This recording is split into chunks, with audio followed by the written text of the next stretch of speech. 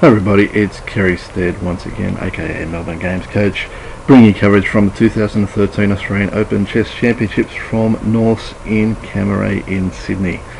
This video is going to be looking at the action from round 4 of the Australian Open, and of course we need to thank our sponsors: Hancock Prospecting, Norse Leagues, Ridges North Sydney, Australian Chess Enterprises and Chess Discount Sales.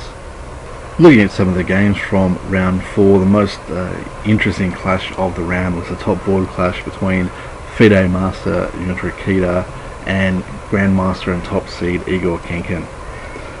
In this game, Ikeda played a very enterprising opening, sacrificing a pawn very early on for what seemed like not a lot of play after something like a reverse sort of bit of a reverse Benoni type position. He's given up the B pawn and almost looks reminiscent of a Blumenfeld in reverse. So after this sort of opening sequence, Henkin has emerged with a reasonably clear looking pawn advantage, and obviously after a number of trades it seemed on the surface as if Henkin had a fairly solid pawn advantage and he was going to be able to convert this fairly easily. However, from here Junta's obviously fought very well, as he typically does, and they've ended up in a position which is a queen ending. The dilemma that Henkin has here is that his king is not entirely secure in terms of trying to avoid checks. So as play continued from this position, this is actually a little over 80 moves into the game, Ikeda's continued with Queen H8 check and King D8. Henkin's tried to go back to H6 and has obviously realised that obviously that's not going to help him get out of checks. So his king's gone for a walk, gone to F5, Queen F8 check, King's gone to E4, Queen B4 check. And the dilemma for Henkin here is again that he can't really get his king safe.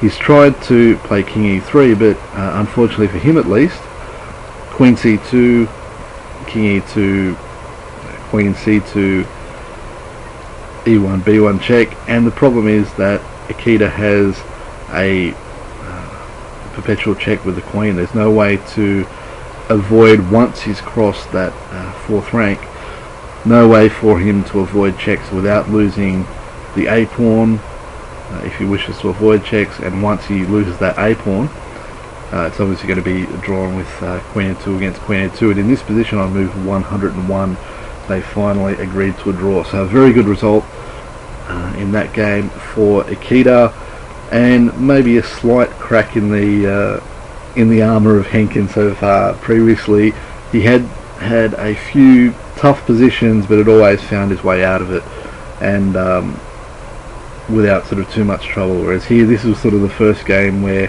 it appeared like he was sort of cruising to victory, but Ikeda, as I mentioned, as he typically does, fought very hard and managed to secure the draw. Some other games of interest: this is a position from the game between Pingyu Chen and David Lovejoy. Here Lovejoy played Queen D7 and Chen played a very nice little combination here. Pawn to C5, obviously attacking the bishop. Lovejoy's traded on C5 rather than recapture. Chen's played knight out to A4. Bishop's retreated to A7, and then knight takes the pawn on E5, obviously attacking the queen. Queen's moved over to C7, and a very nice little combination here. Pawn up to D6, obviously attacking the queen, which really doesn't have too many squares to go to. So to try and defend, Lovejoy's played rook to D8. Unfortunately there's a big problem, and it's knight takes the bishop on G4. After knight G4, simply Queen G5, and it's now impossible to defend both the knight on G4 and the checkmate that's threatened on G7, and obviously knight F6 to try and prevent it that way simply allows bishop F6, and Chen's going to end up a piece up still with a very nice position. So here Lovejoy resigned. Very nice little finish there from Pingyu. Another nice finish was from the game between Jose Escribano and Ian Rout. In this position, Ian Rout's just played rook to b3, and he looks to have a fairly dominating position on the queen side. We can see the other rook could potentially come to the b file. The a pawn's about to drop off. He's got a dominating knight in on c3. So unless Escribano does something very, very quickly, we can see that black should be able to win the game without too much trouble. So in response to all this, Escribano decided that he better put all his eggs in the kingside attack basket and started with knight to g4. Rout played bishop takes g5, which might not be the best defence, as that bishop is going to be a useful defender, but with so many pieces around the king, it was definitely going to be a dangerous proposition anyway. Escribano recaptured, and Rout decided that he could take that pawn on a3. And this is where the little combination from Escribano has come in. A very nice little finish here. Bishop to f6. Fantastic move. Obviously we've got issues with the queen coming to g5. If pawn takes, we can simply recapture with the pawn and play queen g5 and knight h6, which is going to lead to mate. Rout tried knight back to e7, but Escribano continued with bishop takes g7. As you'll see shortly, taking the bishop actually loses here. Rout actually needs to push the f pawn and give up some material to try and avoid losing on the king side. So the only reasonable defence here is moving the pawn up to either f6 or f5, but either way it definitely gives Escribano a very nice position. So Rout in the game actually took on g7, queen came to g5, Rout blocked with the knight on g6, and then the final mating attack, queen f6, king has to go back to g8, and knight h6 mate. So a very nice finish there for Jose Escribano against a strong opponent in Ian Rout, and a good little recovery from what looked like a very difficult position, and in particular with the queenside pressure. And finally, to finish off, this is another game from the Open, this one between Anthony Pickering and Roland Brockman. Roland has just castled kingside, and it's very quickly the pieces from Pickering come in to create serious problems for Roland's king and the position that he has here. Knight f6 check is the start to it. The king runs away to the corner to h8, and then queen d2. So the queen's going to come in via the dark squares. So f7, f4, h5, or possibly even bishop h6 idea at some stage.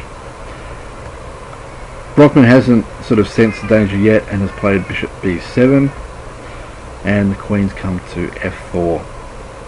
Brockman's then played bishop takes f6. Obviously the natural recapture is bishop takes f6. King's gone to g8, and although you'd like to play queen h6, it's going to be very, very strong, but knight f5 is going to be a little bit annoying to try and defend. So Pickering has played queen to h4, obviously looking to pin the knight and potentially bring his own knight into the attack. Queen d7 to get out of that pin. Knight to g5, obviously threatening mate on h7.